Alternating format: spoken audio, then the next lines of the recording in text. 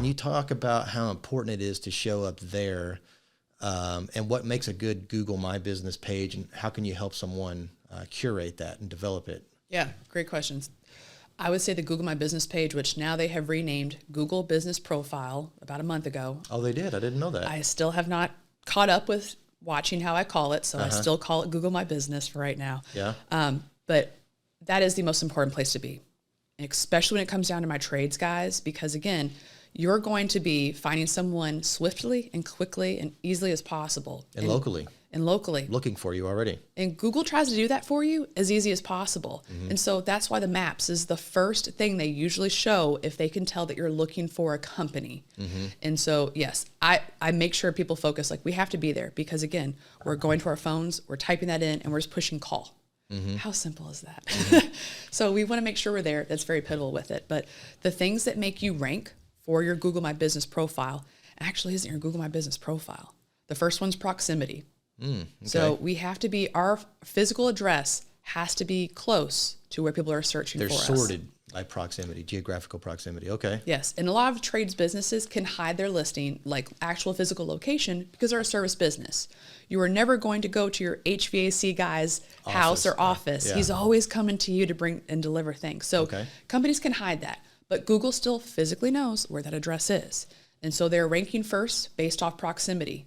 So if you live To their office or registered yes, address, whatever. to that address. So let's just say if you're a guy that lives on the outskirts of town, but you want all the business on the inside of the city, you are an uphill battle because you are already not anywhere near there. So the things we have to do outside of that to make your Google My Business show up starts with your website and the SEO on your website. Can you overcome that through some SEO trickery or?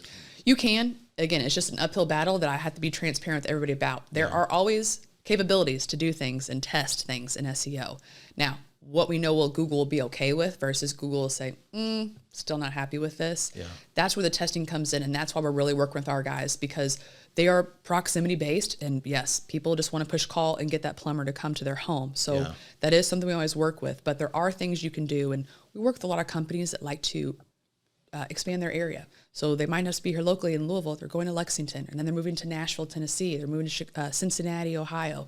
They're spreading their places out there. And if they don't have that physical office yet, then what we're trying to do is we're going to put enough content on their website that sends as many clues and signals to Google as much as possible that they do this service in this area. Okay. Even if they physically don't have that location there yet. So what that means is below the maps, they could pop up in the Google organic section, which gets a lot of traffic right there. The first couple of results get about 75% of what's going on there. Yeah. So the other guys still get a good market with it, but that's kind of where we want to make sure they can show up in that aspect of it. And if later down the road, now after they've opened that Nashville office, they have the physical address for it, we can optimize the Google My Business listing. And really when it comes down to that, it's filling anything and everything out possibly we can with good keyword research. So what I tell people is, and I even talked to someone the other day, you can claim your Google My Business profile yourself. You can do those things yourself. Really what you would be partnering with us for is you don't want the headache. Right. It's a complicated process at times if Google's not on your side or if there's any problems with it. I'm unfortunately talking to someone right now that's had such a difficult time. They're in Missouri trying to get their Google My Business profile claimed. Google on the phone is not helpful. I didn't know they existed on the phone. They have a phone number you can call? No. Oh, okay. No. There's a phone number they will call you from, and you cannot call it back. It's you have set scheduled appointments with them. They are not easy to just get around. Is this for everyone or for like service providers like yourself? I mean, it's a general customer service line or Well, this is one after you go through many bats of support, Okay. you will finally get an appointment set. So if you cannot get that postcard to come to your business, unfortunately, the only thing they won't let you do other methods to verify is actually a video call with them that they schedule. Huh. And if that does not go perfectly, you have to go back to the postcard wait game. So Wow. Google, ever since the pandemic, has not been the easiest to work with. They've lost as far as a lot of support. So things just have taken a lot longer with it. But even through that method of it, we're trying to really optimize when it comes more towards keyword research. And that's what you're partnering more with an SEO company for, is letting us use our programs, our experience to look through and see what are people typing in. Like, yes, there are obviously the very generic terms, roofer, roofing company, roofer near me. Those are all the things that we know, we get it. Yeah. We're going after that. But there's questions they're asking that get them there, but they don't know you just yet. Yeah. So again, it's kind of like the resources I'm creating. So I have a roofing marketing strategy page. So if anyone types that in, they might not know the keywords SEO or search engine optimization, Yeah. but they know marketing and they know what company and industry they're in. So they might type in roofing marketing. Boom. Now here's my resource.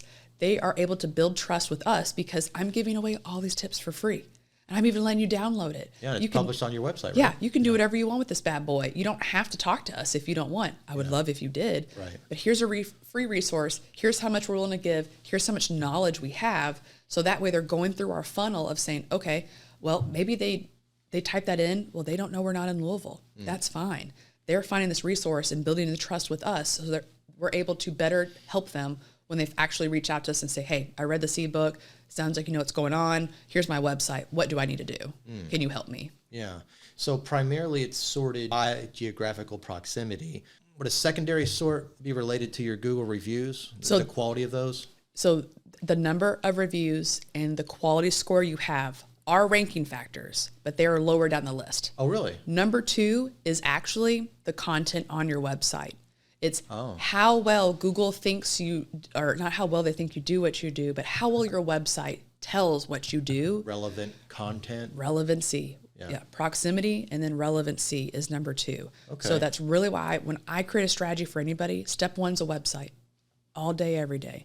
Step 2 is optimizing with new content that's optimized with SEO on your website, because those 2 things is what is number 2 for your Google My Business. And number 3 is your Google My Business. So I like to put those things in order. We do them all at the same time, but it's kind of like a bundle of a foundation you want to do together because they all feed off one another. So you could easily have a Google My Business page up, not have a website. It won't do too much for you unless you are in a niche area where there's not a lot of competition. So you're the only one in that arena that does this.